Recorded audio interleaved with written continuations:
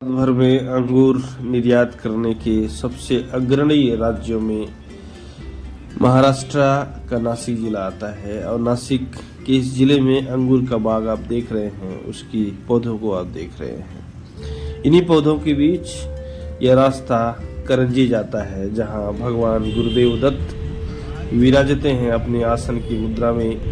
दुनिया भर में, भारतवर्ष में भगवान गुरुदेव दत्त की ऐसी मूर्ति कहीं नहीं मिलेगी आपको जो करंजी में है। करंजी की भगवान देवदत्त की मूर्ति स्वयंभू है, जो स्वयं प्रकट हुई थी आसन की मुद्रा में। उन्हें पूजा जाता है। हमारी गाड़ी सुबह सुबह पहुंची करंजी मंदिर। भगवान गुरुदेव दत्त के मंदिर में हमने बखूबी मंदिर को देखा और कितनी शांति है इस मंदिर में, कितना मधुर लगता है, कितना आनंद आ रहा है।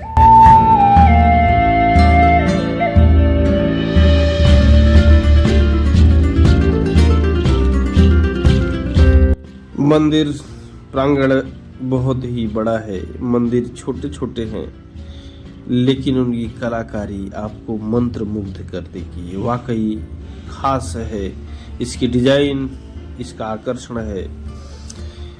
और सबसे पहले हम बप्पा का दर्शन करेंगे, गणपति बप्पा, इसके बाद भगवान भोलेनाथ। आइए भगवान गुरुदेव दत्त के बारे में कुछ खास बातों को जानते हैं।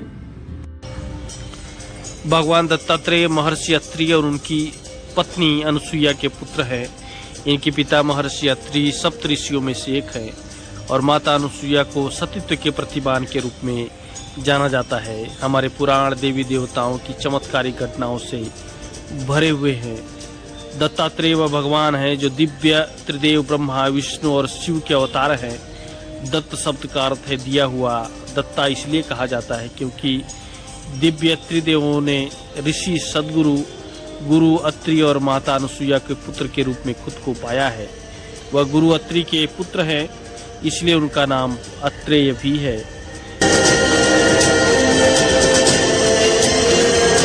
मंदिर तो छोटा ही है, लेकिन इसकी बनावट आपको आश्चर्यचकित कर देगी।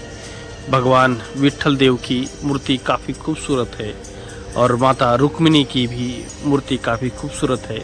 मंदिर छोटा सा है, गुम्बद छोटा सा है, लेकिन इसकी वाकई बनावट बेमिसाल है।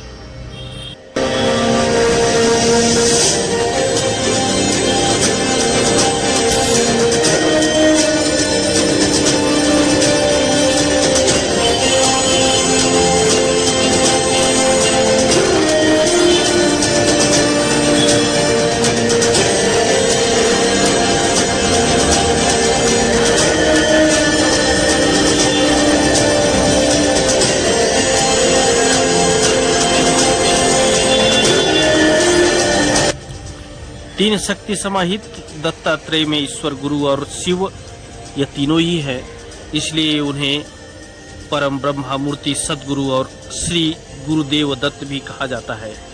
दत्तात्रेय को शैवपंथी शिव का अवतार मानते हैं और वैष्णवपंथी विष्णु का अवतार मानते हैं। दत्तात्रेय को नाथ संप्रदाय की नवनाथ परंपरा का भी अग्रज माना जाता है।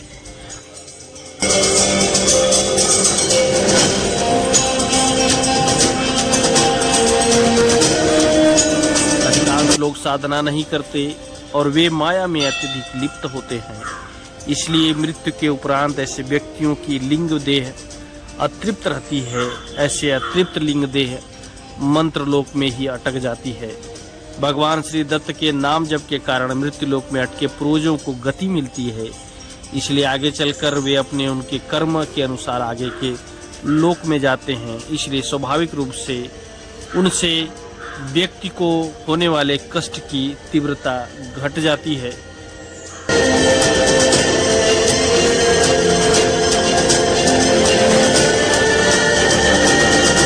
आपको बता दें कि पौराणिक इतिहास के अनुसार एक बार की बात है, मां अनुसुईया त्रिदेव ब्रह्मा, विष्णु, महेश जैसे पुत्र की प्राप्ति के लिए कड़े तप में लीन हो गई थी, जिससे तीनों देवों की अर्धांगिनियां सरस्वती, लक्ष्मी और पार्वती को जलन होने लगी।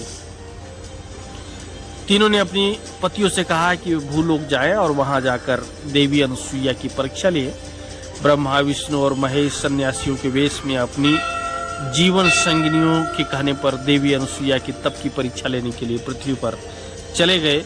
अनुसुईया के पास जाकर सन्यासी के वेश में गए त्रिदेव ने उन्हें भिक्षा देने को कहा, लेकिन उनकी एक शर्त भी थी। अनुसुईया के पतित्व की परीक्षा लेने के लिए त्रिदेव ने उनसे कहा कि वह भिक्षा मांगने आए हैं, लेकिन उन्हें भिक्षा उनके सामान्य रूप में नहीं बल्कि अनुसुईया की अलग ही अवस्था में चाहिए, अर्थात देवी अनुसुईया उन्हें तभी भिक्षा दे पाएंगी।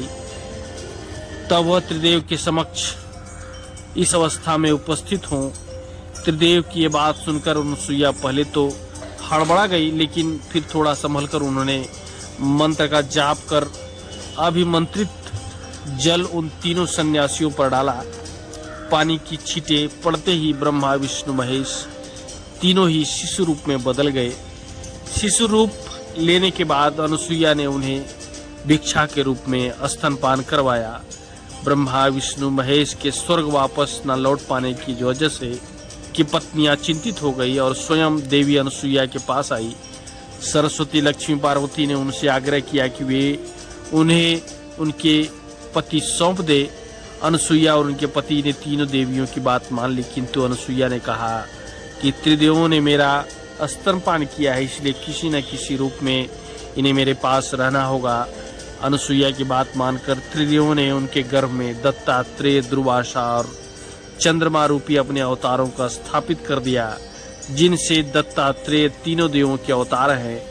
दत्तात्रेय का शरीर तो एक था, लेकिन उनके 3 सिर और 6 भुजाएं हैं। विशेष रूप से दत्तात्रेय को विष्णु का अवतार माना जाता है। दत्तात्रेय की 6 भुजाएं और 3 शीश इसलिए है जिसकी कथा अभी आपने सुनी। भगवान दत्तात्रेय ब्रह्मा, विष्णु, महेश के अवतार माने जाते हैं।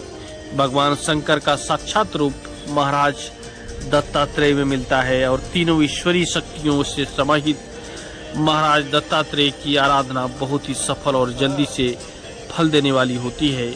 महाराज दत्तात्रेय अजन्म ब्रह्मचारी, अवधूत और दिगंबर रहे थे।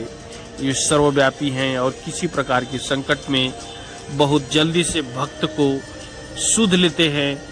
अगर मानसिक या कर्म से या वाणी से महाराज दत्तात्रेय की उपासना की जाए तो भक्त किसी भी कठिनाई से शीघ्र दूर हो जाएगा। ऐसी भगवान दत्तात्रेय की इतना उजाला है, इतना प्रकाश है उनके, इस आप जब भी उनकी आराधना करेंगे तो ऐसा फल आपको प्राप्त होगा। वीडियो में फिलहाल इतना ही।